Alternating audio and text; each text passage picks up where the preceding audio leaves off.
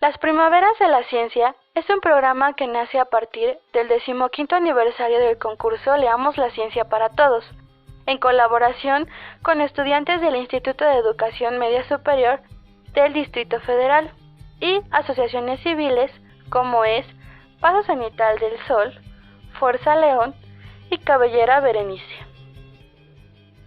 Le permite a la comunidad estudiantil del país tener un acercamiento al mundo de la investigación científica a través de los títulos de la colección La Ciencia para Todos, del Fondo de Cultura Económica.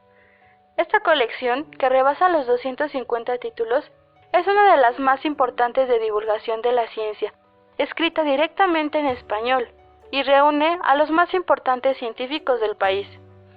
En colaboración con los talleres de lectoescritura y divulgación de la ciencia del Instituto de Educación Media Superior, se estructuró un proyecto de entrevistas con autores de la colección en sus centros de trabajo. Este que verán a continuación es un ejemplo de esta invaluable colaboración. Divulgador científico Sergio de Régules, con el libro Cielo Sangriento.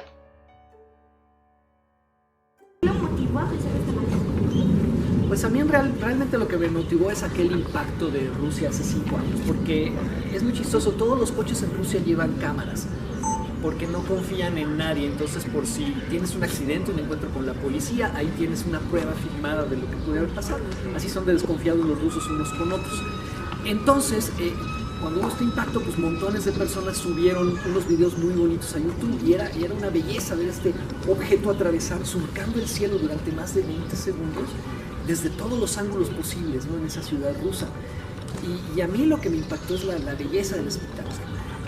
Pero al mismo tiempo que a los 2 días ya había un artículo científico publicado por 2 científicos, 2 físicos colombianos, que a partir de los videos de YouTube habían podido deducir un montón de cosas acerca de la trayectoria de este objeto y de dónde venía. Entonces se me hizo muy interesante la combinación de un espectáculo natural que, aunque de consecuencias posiblemente malas, es una belleza, y cómo a partir de los videos de YouTube se podía extraer información científica útil, y eso motivó el resto del libro. De ahí hablar de todos los demás meteoritos importantes, pues era un paso natural. Y es una cosa muy compleja porque, para empezar, pues nunca sabemos cuándo nos van a pegar. Los objetos más grandes del sistema solar podemos verlos, clasificarlos, seguir su órbita y saber dónde van a estar en todo momento después de estudiarlos un ratito. Los objetos más chiquitos no, esos todavía nos pueden agarrar por sorpresa. Y el problema es que además una piedra, un pedrusco de 20, de 30 metros de diámetro, de 50 metros de diámetro, pues no es una cosa sólida, sino que tiene una estructura compleja, y al interactuar con la atmósfera, cuando entra en la atmósfera y se empieza a calentar y empieza a sentir una gran presión, pues no sabemos qué le pueda pasar. Puede partirse en pedacitos, ¿no? Y por eso a veces cuando entran estos asteroides a la atmósfera se oyen varias explosiones, son los momentos en que se está fragmentando este objeto. Y la interacción con la atmósfera, que es turbulenta y que es muy complicada, pues es muy difícil de predecir, no sabemos exactamente qué van a hacer.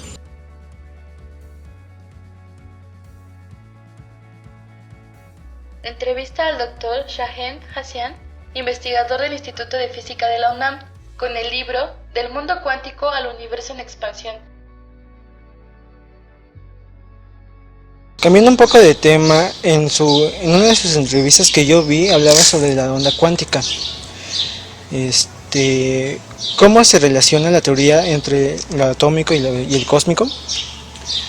Bueno, lo que pasa es que ahorita se está viendo que para entender muchos procesos cósmicos se necesita una teoría cuántica, es decir, saber qué pasa con los átomos. El mejor ejemplo es el brillo de las estrellas. Eso se debe a procesos atómicos. Las estrellas funcionan como gigantescas bombas atómicas, y gracias a lo que se sabe de física nuclear, pues hoy en día los astrofísicos pueden entender muy bien cómo brillan las estrellas y cómo evolucionan.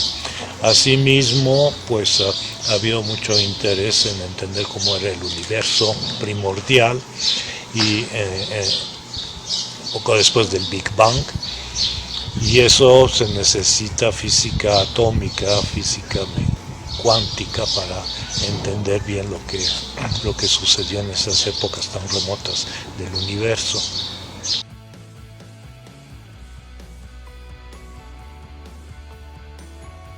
Dr. George Dreyfus, investigador del Instituto de Fisiología de la UNAM, con el libro El mundo de los microbios.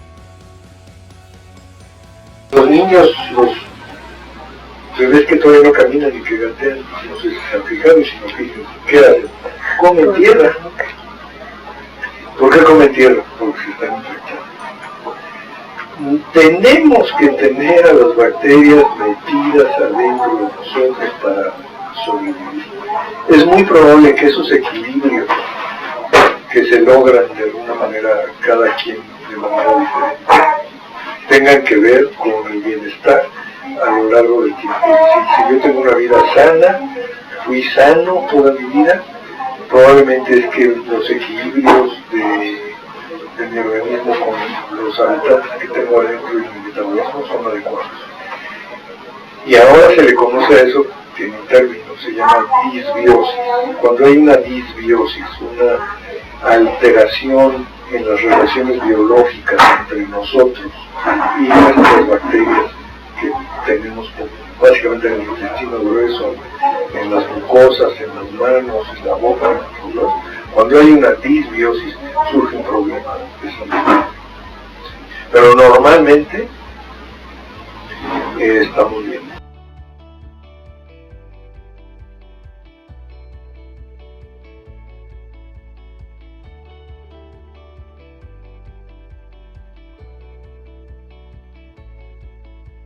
Doctora Herminia Pasantes, investigadora del Instituto de Fisiología de la UNAM, con el libro de Neuronas, Emociones y Motivaciones. ¿Realmente tiene una duración el amor? ¿Y cuál es su duración espinosa? Bueno, estamos hablando de... Si hablamos del amor romántico, el amor romántico es, pues, como yo digo, es difícil de definir, aunque muy fácil de percibir, ¿no?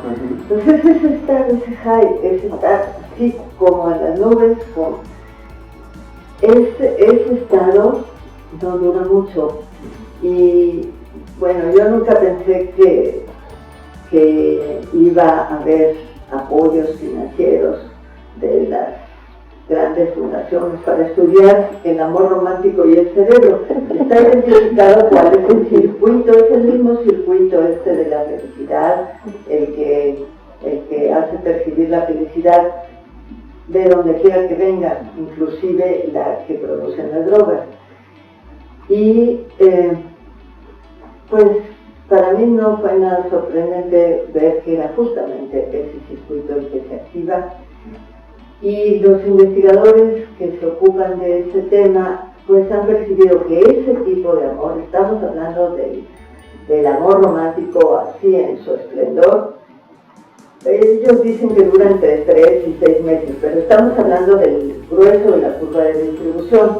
Habrá gente que se enamora cada 3 semanas, otra que a lo mejor le dura más tiempo, pero más o menos, porque después viene la desensibilización, uno se empieza a acostumbrar a eso y ya no tiene la misma respuesta. Y al cabo de un tiempo, si las personas, la pareja sigue junta, se va a transformar en otro tipo de relación, más tranquila, más basada en la seguridad, una relación que yo creo que ya no va a tener mucho que ver con los circuitos estos de la dopamina, sino a lo mejor, y voy a decir algo muy provocativo, pero bueno, así soy, tiene que ver con los que responden a cannabis, a la marihuana, que es una sensación de tranquilidad, de equilibrio, de seguridad. Entonces, el tiempo de ese enamoramiento romántico en todo su esplendor es limitado, y afortunadamente, porque si no en ese estado uno no quiere hacer nada ni pensar en nada más que en estar junto al sujeto del amor.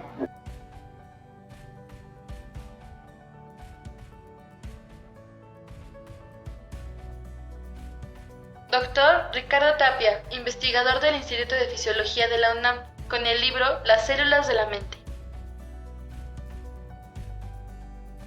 Todas las decisiones, cada acto de nuestra conducta depende del funcionamiento del cerebro, que a su vez está formado por toda la información genética de cada individuo y modelado por la educación y el medio ambiente desde el momento del nacimiento, por supuesto.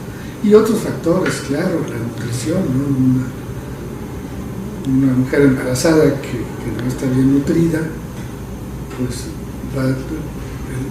aunque siempre naturalmente el cuerpo de la mujer le va a dar toda la preferencia al embrión o al feto, pero de todas maneras la mujer embarazada está desnutrida, pues hay gran riesgo de que el bebé tenga también deficiencias.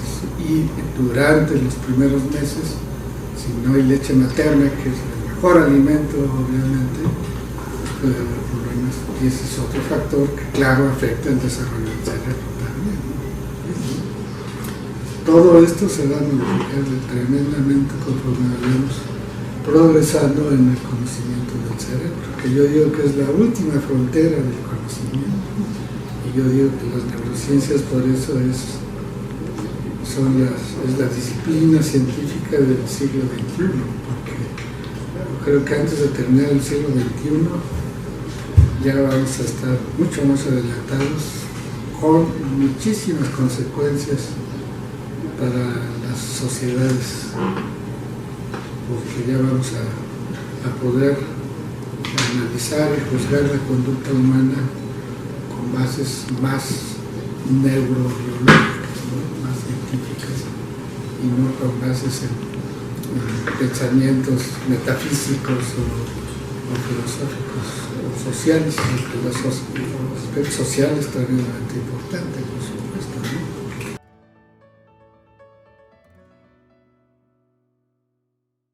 Doctor Antonio Peña, investigador del Instituto de Fisiología de la UNAM, con el libro La energía y la vida, bioenergética. La gente trata, sobre todo los gorditos, ¿no? Luego tratan de echarle la culpa a que si tienen algún trastorno o esto o lo otro. Pero no es cierto. La naturaleza nos hizo de tal forma que estamos bien diseñados y hay un balance entre lo que comemos y lo que gastamos, por así decirlo, que depende fundamentalmente del ejercicio físico. Y muchas historias que inventan para explicar o para justificar algunos, la obesidad, por ejemplo, pues están basados en conceptos erróneos, ¿no? El organismo está muy bien hecho.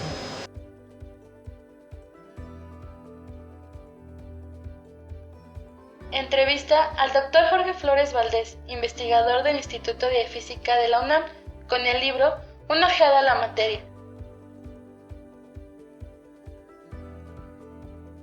Acerca de la superconductividad de los metales, ¿la sociedad está preparada para este tipo de tecnologías? Sí, yo creo que sí.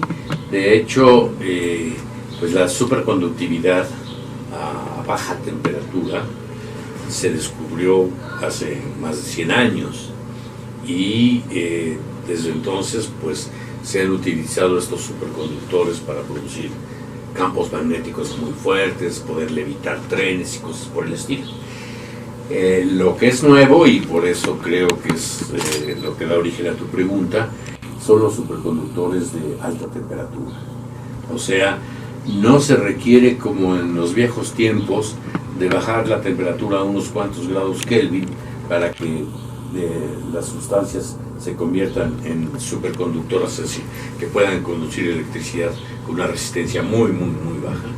Y ahora se tienen estas nuevas propiedades de materiales que pueden presentar esta propiedad, que es obviamente muy útil a unas temperaturas, bueno, altas, que no son tan altas, son mucho menores que 0 grados centígrados, pero de todas formas, comparados con el cero absoluto, pues sí son temperaturas muy altas. Ahora, claro que la sociedad está preparada para sacarle provecho, sacarle jugo a estos superconductores de alta temperatura.